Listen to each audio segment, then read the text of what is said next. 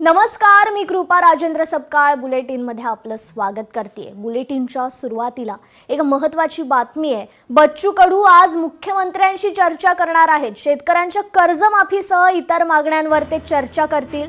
मुंबईत चर्चा होईपर्यंत मात्र हे आंदोलन सुरूच राहणार आहे अशी भूमिका बच्चू कडूंनी घेतलेली आहे। तर बच्चू कडू चर्चा करणार असल्यामुळे आंदोलकांनी मात्र आता महामार्ग मोकळा केलेला आहे। कर्जमाफीची अंतिम तयारी जाहीर न केल्यास रेल्वे रोकोचा देखील इशारा देण्यात आलाय। जवळपास 30 तासांहून वाहतूक कोंडी सहन करणाऱ्या नागपूरकरांना सध्या मात्र दिलासा मिळालाय। मात्र आता केंद्रीय कापूस संशोधन केंद्राच्या बाजूच्या नियोजित मैदानावर हे आंदोलन केलं जाणार आहे। त्यामुळे आजच्या मुख्यमंत्र्यांसोबतच्या या बैठकीत या चर्चेत काय तोडगा निघतो हे पाहणं आता महत्त्वाचं ठरणार आहे।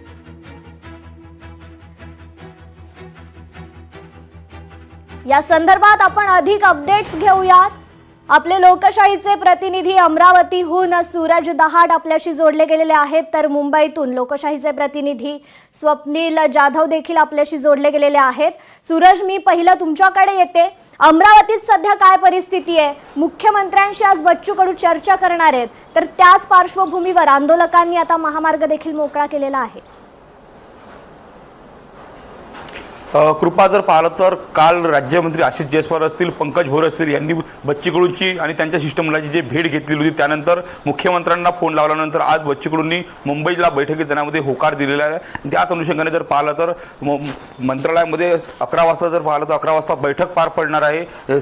साधारणतः 9 ते 9:30च्या दरम्यान जर पाहिलं तर बच्चू कडू आणि त्यांच्यासोबत असलेले शिष्टमंडळ म्हणजे शेतकरी नेते राजू शेट्टी असतील, अजित नवले असतील, महादेव जानकर असतील हे सुद्धा या ठिकाणी जाणार आहे। त्यामुळे मुंबईच्या बैठकीमध्ये या शेतकऱ्यांच्या कर्जमाफी आणि इतर 22 मागण्यांसंदर्भात काय तोडगा निघतो आणि खरंच बच्चू कडू आंदोलन मागे घेतात का हे सुद्धा बघणं महत्त्वाचं असणार आहे। तुर्तास जर पाहिलं तर काल नागपूर हायकोर्टाने आदेश दिल्यानंतर जर पाहिलं तर या ठिकाणी बच्चू कडू कमालीची आक्रमक झालेले होते। त्यांनी जर पाहिलं तर हायकोर्टाने सुमोटो कारवाई करत जर पाहिलं तर 6 वाजेपर्यंत संपूर्ण रस्ते मोकळे करा असे आदेश देण्यात आले होते। त्याच अनुषंगाने जर पाहिलं तर बच्चू कडूंनी स्वतःला अटक करण्यासाठी बच्चू कडू थेट पोलीस स्टेशनवर या ठिकाणी धडकले होते। मात्र त्या ठिकाणी दोन्ही राज्यमंत्र्यांनी या ठिकाणी मध्यस्थी केली। त्यानंतर बच्चू कडूंनी संपूर्ण कार्यकर्त्यांना जे आवाहन करत संपूर्ण रस्ते काल रात्री उशिरा 12 वाजेपर्यंत संपूर्ण मोकळे गेले। साधारणतः 30 तासानंतर जर पाहिलं तर औरंगाबाद मार्ग असतील, नागपूर वर्धा मार्ग असतील हे संपूर्ण मार्ग मोकळे करण्यात आलेले आहे आणि संपूर्ण आंदोलन जे आहे आता नागपूरच्या कामठी रोडवर असलेल्या कापूस संशोधन केंद्राच्या बाजूचं मैदान आहे त्या ठिकाणी येऊन बसलेलं आहे। जर पाहिलं तर रात्री उशिरा जर पाहिलं तर मराठा योद्धा मनोज जरांगे पाटील सुद्धा नागपूरमध्ये आगमन झालेलं आहे आणि मनोज जरांगे पाटील स्वतः या ठिकाणी सकाळी 9 वाजता जर पाहिलं तर या ठिकाणी बच्चू कडू आणि शेतकरी नेत्यांच्या उपस्थितीत जर आपला पाठिंबा जाहीर करणार नेमकं मनोज जरांगे पाटील सुद्धा या शेतकरी आंदोलनात उतरल्यामुळे याला वेगळं वळण या ठिकाणी आलेलं आहे। निश्चितच जर पाहिलं तर आता 9:30 वाजता जर पाहिलं तर या ठिकाणी बच्चू कडू शेतकरी नेते जे आहे नागपूरवरून मुंबईसाठी बैठकीसाठी रवाना होणार आहे। जी सूरज, आपण आमच्याशी असेच जोडलेले राहा। आपण अधिक अपडेट घेऊयात आपले प्रतिनिधी स्वप्नील यांच्याकडून। स्वप्नील, खरं तर मुख्यमंत्र्यांसोबत आज बच्चू कडूंची ही बैठक होईल, यावर काही तोडगा निघेल का हे पाहणं आता आज महत्त्वाचं आहे।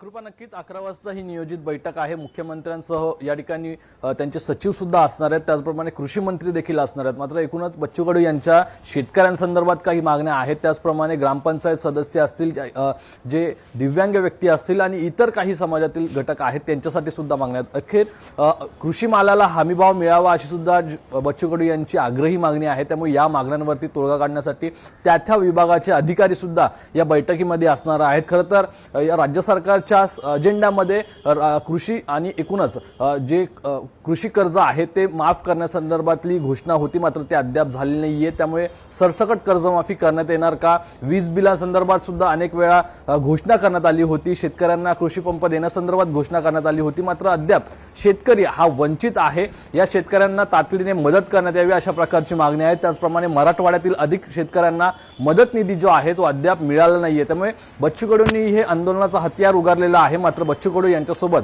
11 वाजता ही बैठक होणार आहे आणि या बैठकीला बच्चू कडू यांच्यासोबत शेतकरी नेते सुद्धा उपस्थित राहणार आहेत. मुंबईतील काही नेते उपस्थित राहणार का याकडे सर्वांचंच लक्ष आहे. मात्र मुख्यमंत्री या बैठकीमध्ये संवेदनशीलता दाखवून शेतकऱ्यांच्या बाजूने मोठा निर्णय घेणार का, त्यांची जी कर्जमाफी सरसकट आहे ती माफ करणार का, या संदर्भात प्रश्न आता उपस्थित झालेला आहे. त्यामुळे बच्चू कडू यांच्या मागण्यांवरती नक्की सरकारकडून काय तोडगा काढण्यात येतो आणि मुख्यमंत्री काय आश्वासन देतात आणि त्यावरती बच्चू कडू समाधानी होतात का हे पाहणं महत्वाचं. आणि यानंतरच पुढची आंदोलनाची दिशा जी आहे ते बच्चू कडू मुंबईतून जाहीर करतील असं एकंदरीत वातावरण आहे.